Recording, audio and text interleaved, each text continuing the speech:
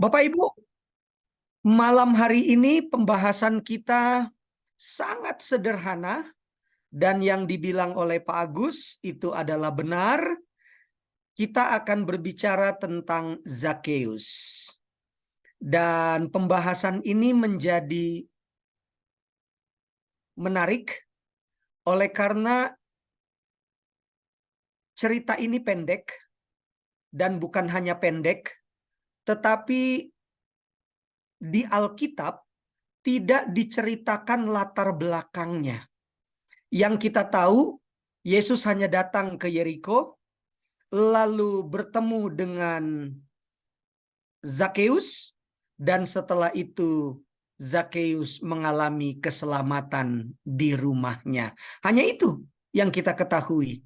Tetapi mari kita lihat bagaimana cerita yang sebenarnya.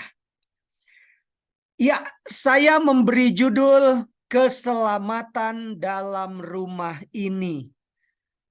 Judul ini saya ambil dari Lukas 19 ayat 1 sampai 10. Bila mana Bapak Ibu melihat judul ini, maka judul ini saya ambil dari salah satu ayat yang terdapat di Lukas 19 ayat 1 sampai 10. Mari kita lihat slide yang pertama. Di awal tadi saya sudah mengatakan bahwa materi pembahasan untuk malam hari ini sederhana tetapi cukup unik Bapak Ibu. Kenapa cukup unik? Setidaknya saya mendapati ada 7 latar belakang yang membuat cerita ini menjadi unik. Yang pertama, bila mana Bapak Ibu membuka seluruh Alkitab, maka cerita tentang Zakeus hanya terdapat dalam kitab Lukas. Dan bila mana Bapak Ibu membuka atau mencari kata Zakeus dalam Alkitab, apakah itu melalui konkordansi ataukah melalui Alkitab elektronik, Bapak Ibu hanya akan mendapati kata Zakeus di dalam kitab Lukas saja. Tidak ada di kitab-kitab yang lain. Yang kedua, cerita ini pendek namun sangat berkesan. Kenapa berkesan? Karena cerita ini dilatar belakangi oleh sebuah proses pengenalan akan Yesus. Dengan kata lain, cerita ini, dalam hal ini Zakeus, bukanlah sebuah cerita yang tiba-tiba bertobat. Dan sejauh yang kita tahu dari Alkitab, kalaupun ada satu peristiwa yang bersifat tiba-tiba bertobat, kita harus menggali sedikit lebih dalam apakah memang konteksnya seperti itu. Contohnya, seperti penjahat, saya sebut saja penjahat, yang ada di sebelah kanan dan kiri Yesus.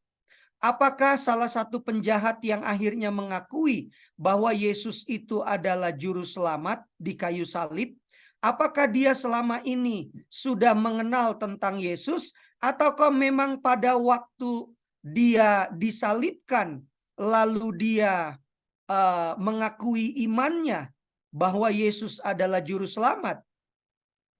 Itu yang saya katakan tadi. Hal-hal seperti itu harus dikaji sedikit lebih mendalam. Yang keempat, cerita ini Zakeus terjadi di satu daerah yang dikhususkan. Apa yang dimaksud dengan daerah yang dikhususkan? Yang kelima, cerita ini ditulis oleh seseorang yang dianggap bukan Yahudi. Saya mencoba untuk mencari tahu, walaupun saya tidak akan berpolemik di situ. Saya membaca dari beberapa pengarang sehubungan dengan kitab Lukas yang ditulis oleh Lukas itu sendiri. maka setidaknya ada dua pandangan. Yang pertama, Lukas ditulis oleh Lukas yang katanya bukan orang Yahudi.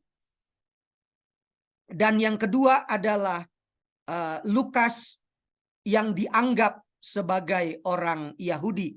Tetapi kita tidak masuk dalam ranah itu. Ini hanya latar belakang yang membuat cerita tentang Zakeus menjadi unik. Yang keenam, cerita ini berisi tindakan kesengajaan Yesus. Apa yang dimaksud dengan tindakan kesengajaan Yesus? Nanti kita akan lihat. Dan yang terakhir, yang ketujuh, cerita tentang Zakeus berakhir dengan happy ending. Bila mana kita menonton satu film, sebuah drama, atau cerita yang kita baca, pada umumnya kita akan berharap cerita itu akan berakhir happy ending. Tetapi banyak juga cerita yang berakhir dengan sad ending atau akhir yang menyedihkan. Oleh sebab itu, mari kita lihat penjabaran yang lebih luas dari ketujuh latar belakang yang membuat cerita tentang Zakeus menjadi unik dan menarik. Bila mana Bapak Ibu membuka Lukas 19 ayat 8 dan 9, ini adalah puncak daripada cerita tentang Zakeus. Bolehkah seseorang membacakannya? Lukas 19 ayat 8 dan 9. Lukas 19 ayat 8 dan 9. Tetapi Zakeus berdiri dan berkata kepada Tuhan, Tuhan, setengah dari milikku akan kuberikan kepada orang miskin, dan sekiranya ada sesuatu yang kuperas dari seseorang akan kukembalikan 4 kali lipat. Kata Yesus kepadanya, hari ini telah terjadi keselamatan kepada rumah ini, karena orang ini pun anak Abraham. Terima kasih, Pak. Ayat 8 dan 9 sekali lagi merupakan puncak daripada cerita tentang Zakeus. Ayat 8 memperlihatkan respon daripada Zakeus, dan ayat 9 merupakan reaksi daripada Yesus terhadap tindakan Zakeus yang sudah dibacakan tadi. Cerita ini menjadi menarik, Bapak Ibu. Kenapa? Apakah ayat 8 terjadi dengan tiba-tiba? Itulah sebabnya bila mana Bapak Ibu melihat di kotak nomor 1, 2, 3, dan 4, saya memberikan beberapa pertanyaan yang sangat berhubungan erat dengan ayat 8 tadi, di mana Zakeus mengalami satu perubahan kehidupan. Dia katakan bahwa setengah dari milikku akan kuberikan kepada orang miskin. Kalau dia punya 1 miliar, maka dia akan berikan 500 juta. Kalau ada sesuatu yang kuperas dari seseorang, maka akan kembalikan 4 kali lipat. Saya ambil contoh yang sederhana saja. Kalau dia memeras 1 juta, maka dia akan kembalikan 4 juta kepada orang tersebut. Ini hanya mempermudah saja, Bapak Ibu.